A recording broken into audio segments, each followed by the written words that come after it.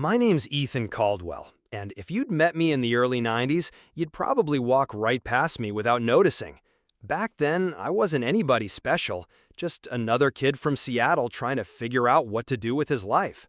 I grew up in a small two-bedroom house with my mom, who worked as a nurse. My dad had left when I was 10, so it was just the two of us most of the time.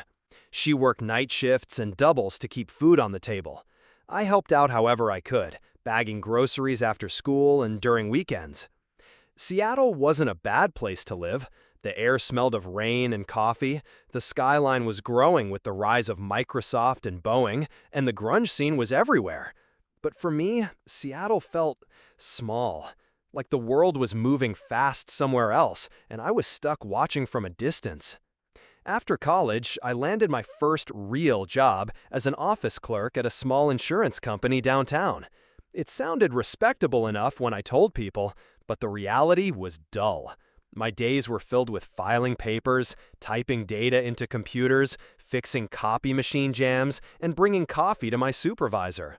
I had a gray cubicle, a cheap desk lamp, and a clock that seemed to tick slower than anywhere else on Earth. But every morning on the way to work, I stopped by the newspaper stand near the bus stop. The front pages were full of stories about Wall Street, about young traders who were making millions before they were even 30, about companies going public and doubling overnight.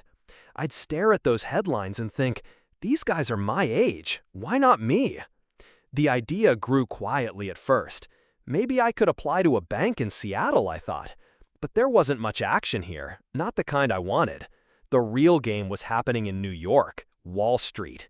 Just the name itself carried weight, like it was a place where fortunes were written every single day.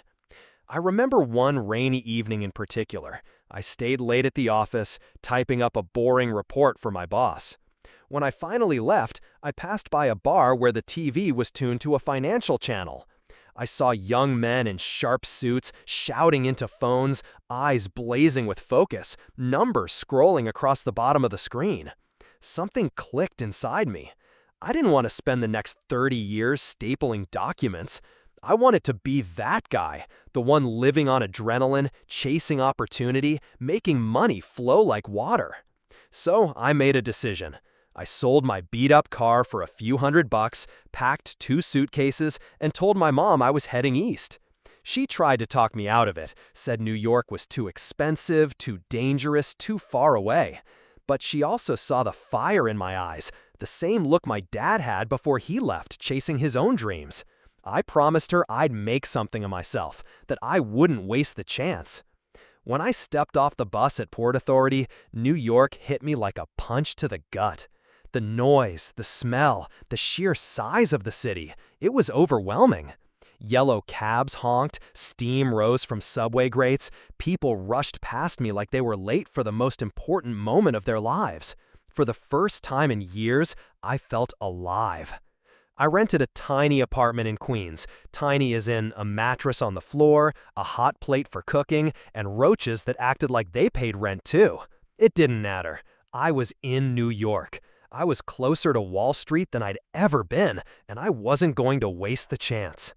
That first night, I stood by my cracked window, listening to the sounds of the city, and whispered to myself, one day, Ethan, you're going to make it here. One day, they'll know your name. New York in the early 90s didn't wait for anyone. The city moved like a raging river, and if you stood still, you'd get swept under. For the first few weeks, I wandered through Manhattan just to soak it in. I'd press my face against the glass of skyscraper lobbies, staring at men in polished shoes and power suits rushing to elevators. Every one of them looked like they had somewhere important to be, while I was just a kid from Seattle with 2 suitcases and a mattress on the floor. I knew I couldn't waste time. Through a cousin of a friend, I landed an interview at a small trading firm downtown. It wasn't one of the big names, nothing like Goldman or Merrill, but it was on Wall Street, and that was enough. The manager who hired me barely looked at my resume. He just said, "You'll start as an assistant. Phones, coffee, paperwork, don't screw it up." That was it. No ceremony, no handshake of destiny, just a grunt and a desk in the corner. But when I walked into that trading floor for the first time, I felt like I'd stepped onto another planet. Phones rang nonstop, voices clashed like thunder, papers flew through the air, and men in rolled-up sleeves screamed numbers at each other across the room. There was no order, no calm, just pure, raw energy. I loved it instantly. My job was simple: carry messages, update spreadsheets, refill coffee mugs. But I treated it like I was holding gold.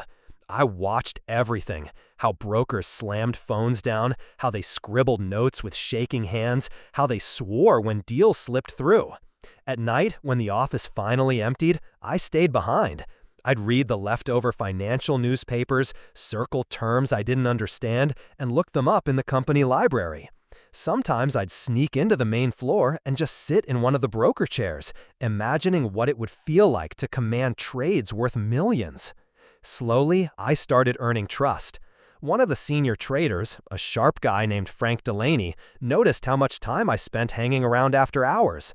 "You're either stupid or hungry," he told me one night, lighting a cigarette by the window. I didn't know what to say, so I just shrugged.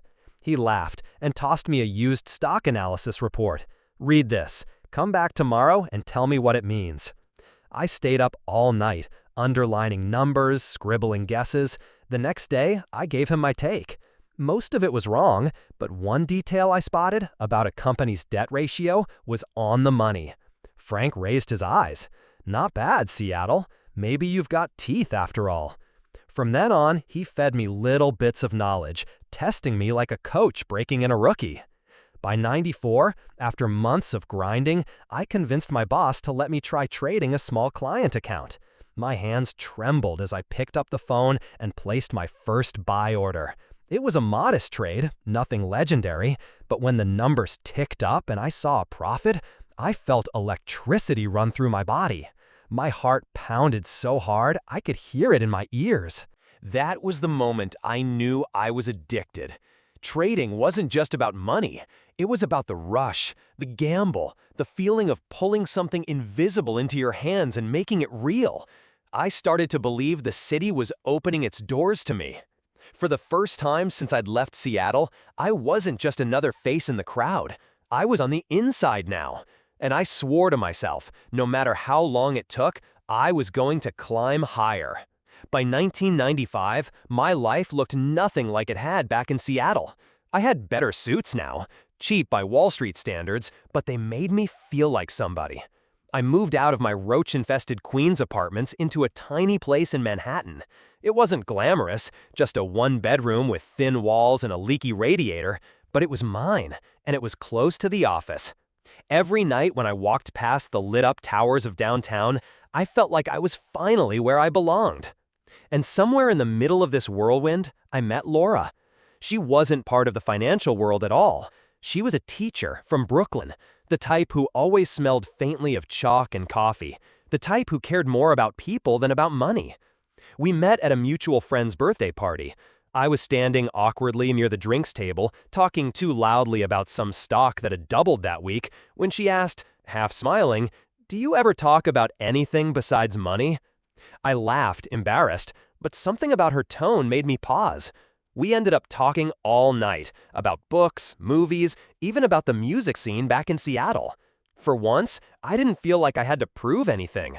With her, I wasn't Ethan the wannabe trader, I was just Ethan.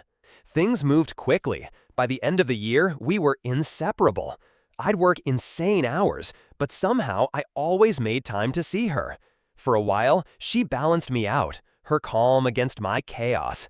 We got married in a small ceremony, just family and close friends. No Wall Street colleagues. I didn't want the noise of that world invading this moment. When she walked down the aisle, I felt something stronger than any market high I'd ever had. Not long after, our son Michael was born. I still remember holding him in the hospital room, his tiny fingers wrapping around mine. For a moment, I thought, this is it. This is what life's about. Not the trades, not the numbers, this. But old habits die hard. The market didn't stop just because I became a dad. If anything, I told myself I had even more reason to grind, more reason to stay late, take risks, and climb the ladder.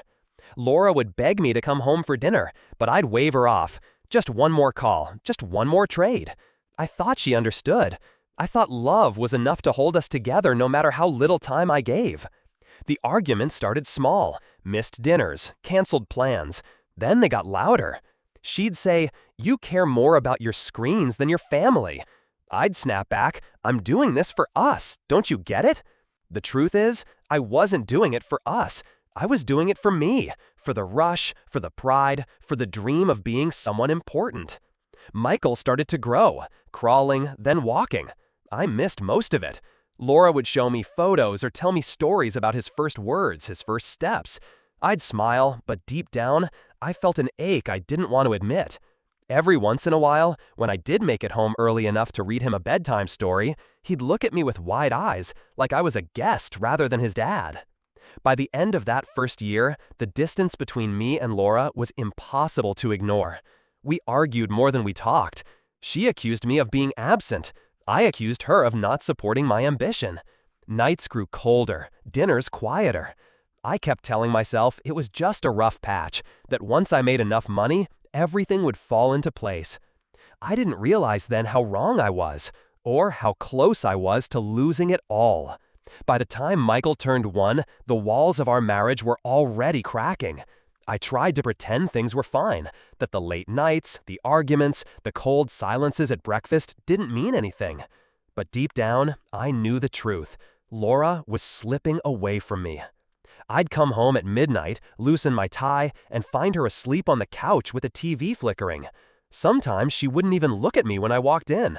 Other nights, she'd be awake and waiting, eyes red, asking me why I kept choosing the office over my own family. I'd snap back that I was doing everything for her and Michael.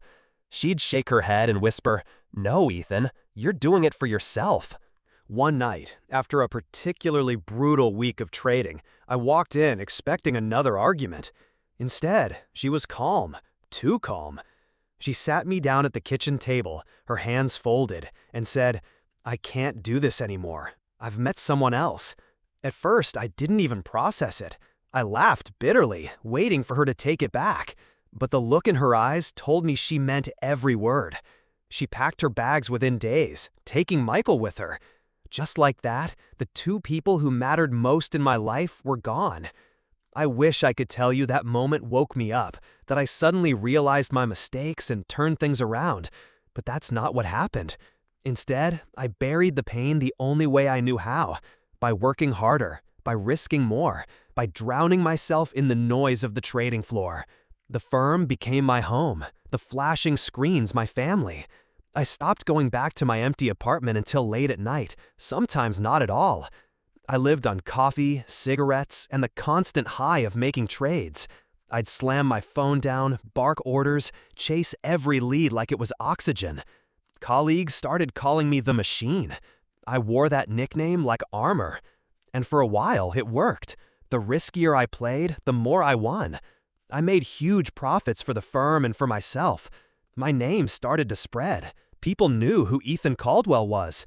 I bought myself a better apartment, filled it with expensive furniture I barely touched. I went to champagne-soaked dinners, rubbed shoulders with guys I used to only read about in the papers. But none of it filled the hole. Every so often, I'd catch a glimpse of a father holding his son's hand on the street, or hear a couple laughing at a cafe, and something inside me twisted. I'd push the feeling down, telling myself I'd deal with it later.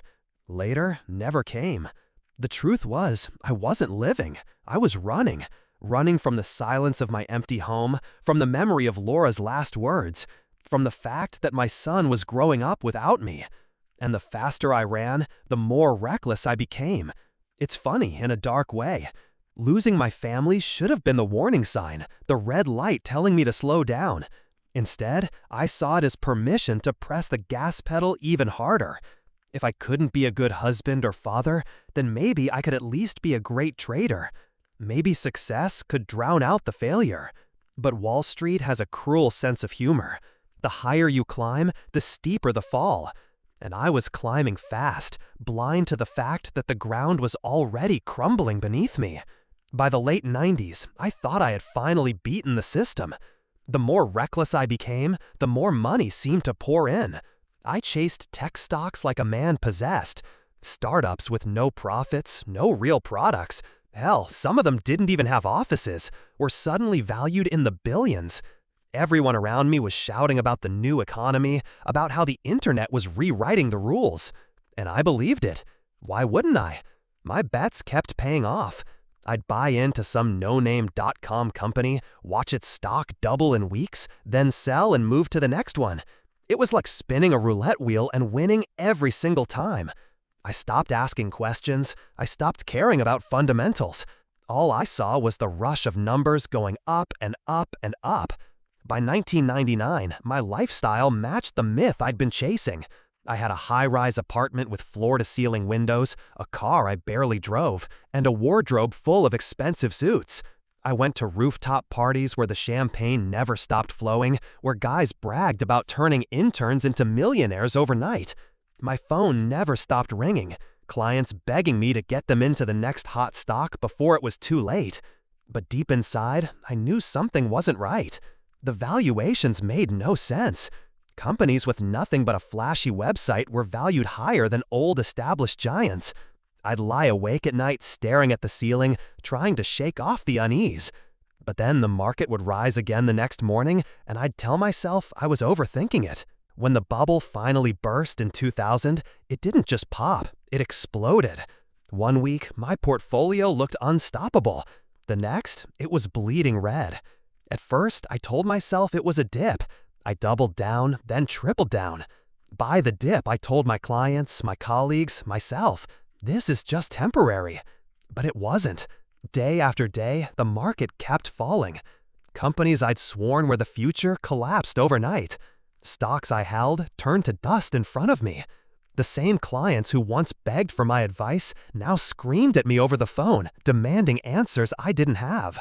I remember one morning in particular.